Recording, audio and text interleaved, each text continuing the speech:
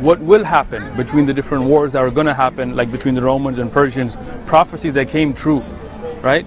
How water, sweet water and salt water touch but don't mix, even though he had never been to a place where a river and a sea met, right? How there are waves underneath the ocean, underneath the water. He wasn't he wasn't a diver, right? How the universe goes in a what they call mizan, in a solar system, in a balance, right? Everything floating in its own orbit. How could he have known that? Impossible, right? Linguistic miracles, right? Other miracles like that. So when you find that, and you find it that it was preserved, like there's only one Quran. The Bible, you will find many types of Bible. The Quran, you only have one Quran, no matter where you go. How you doing? I like the hat. Thank you. 2020, huh? Yeah, that's good. Nice. All right. So there you realize that this religion isn't just like another made up money making scheme. Like we're out here, nobody's paying us.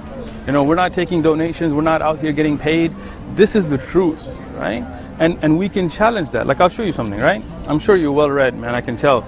But this is the Bible, right? The Bible that they give us and push on us everywhere, right? Let's look at this. Solomon had 40,000 stalls of horses for his chariots and 12,000 horsemen. 40,000 chariots for 12,000 horsemen, right? Solomon had 4,000 stalls of horses and chariots and 12,000 horsemen. You see what I'm saying? You know how those corruptions happen? Is because man edited and revised and changed. And that's why the Catholic Bible has a different number of books, has more books than the Protestant. Which one is the true Bible of Jesus? Book that we've been here, and you can watch our videos, we've challenged every Christian, Jew, Protestant, Catholic, find us one contradiction. I'll show you 100 right now. I got a mark. You see all these little tabs, right? Show me one in the Quran. They can't show us one. This is why the Quran, and you got to take this as a gift from us, right? Such a book that, and I'll give you this right here as a gift first, right? Scientific miracles, linguistic miracles, that a man, and this, I mean, this is illogical, could not have known, impossible. Let's say somebody guessed, right? Nostradamus, oh, a lion will rise from the east or this or that. Okay, your guess will be right once, twice, 3 times, 4 times, 5 times. How are you going to guess 100 times and get it right every time? That's just, it's mathematically impossible, numerically impossible, scientifically impossible, right? So then you got to say some divine source was giving that knowledge, not an earthly source, because nobody on earth knew these things. Nobody around him knew these things. Nobody had done research on how a child develops in the womb of the mother. The Quran explains it in great detail. There's a scientist, look him up, Dr. Maurice Bucaille. Maurice Bucaille. He was a French scientist, right? I'll get you his book later if you want. He was an atheist. He set out to disprove religion. Right? So he went to the Bible, found all kinds of, the age of the earth was incorrect, all kinds of scientific errors. He presented it, got standing ovations. He's like, I'm on a roll, I'm going to take the Quran on. Right? Learn Arabic, research the Quran. He couldn't find a single contradiction in known scientific facts, not theories, but facts, and what was in the Quran. And he said, it's impossible. And he wrote a book, it's called the Bible, the Quran, and Science. The Bible first, because that's what he searched first, the Quran and Science. Dr. Maurice Bucaille, you can get a PDF free, I can get you one. Right? He became a Muslim. Why? He said it's impossible. As objective scientist, an atheist, he said there's no way this couldn't have been from divine source. Right? So now you tell me, and I can tell you're intelligent, you're well read, what do you think? On Islam. On Islam? Yeah. I've already gone to the point where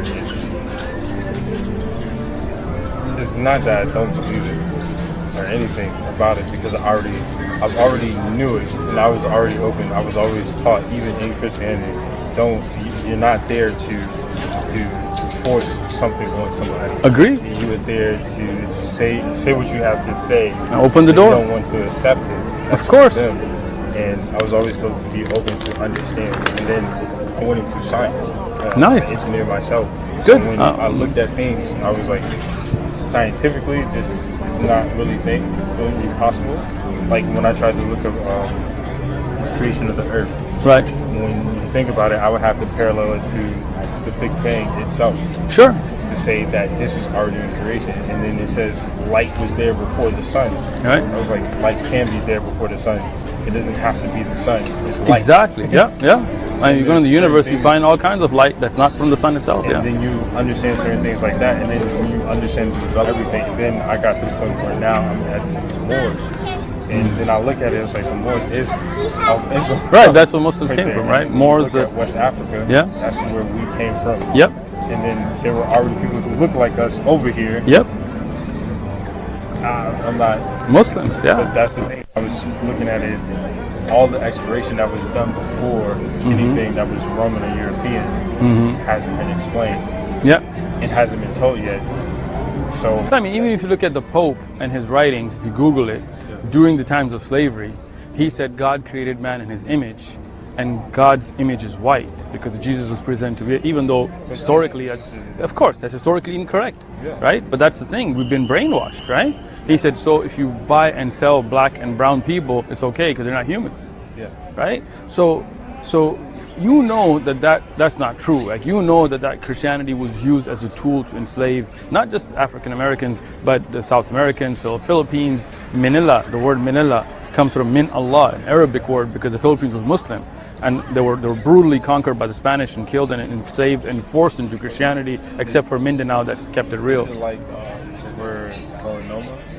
Right. So. In Greek for how we get melanin. Right. The word melanin because it says dark or black. Right. The liquid tumor for that for melanoma. So it's the same thing if you look at the root words, right? Yeah. Min Allah, Manila today is the capital of Philippines, Min Allah, right? Which was an Arabic word meaning something from Allah as a gift, aman Allah, or a piece from Allah, or actually being from Allah.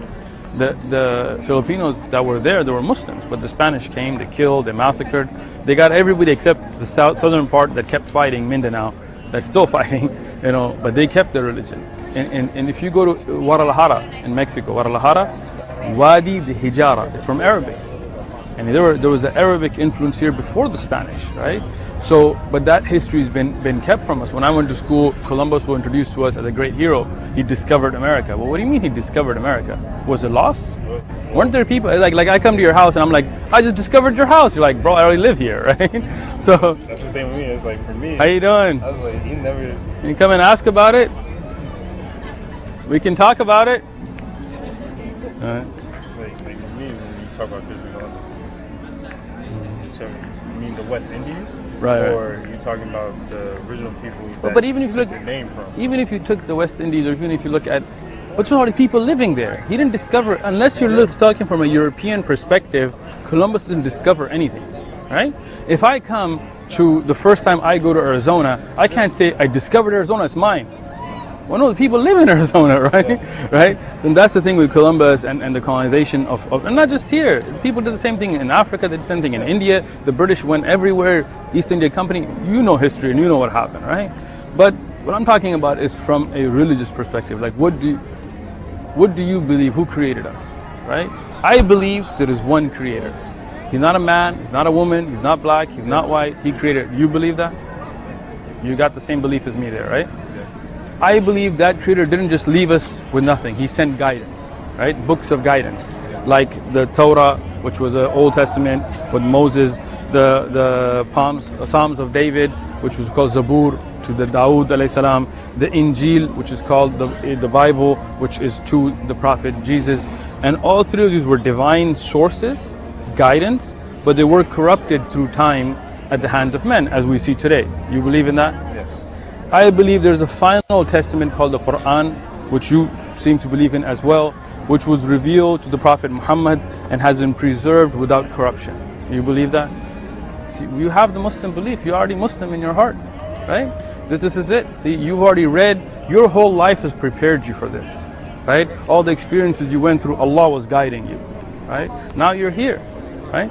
You believe in Jesus, you believe in Moses, you believe in Abraham, right? They were real people, they were prophets, not sons of God, but prophets, right? You agree? You believe the Prophet Muhammad was a prophet at the last of them, the one the Quran was revealed to, right? You're a Muslim. You're a Muslim. You feel me? You've already got it right here. right? You're too smart to be fooled by these, deceptions and things like that. You've already read enough that you know the corruption here, you know the honesty and truth here, right? So, what's keeping you from saying the Shahada, man?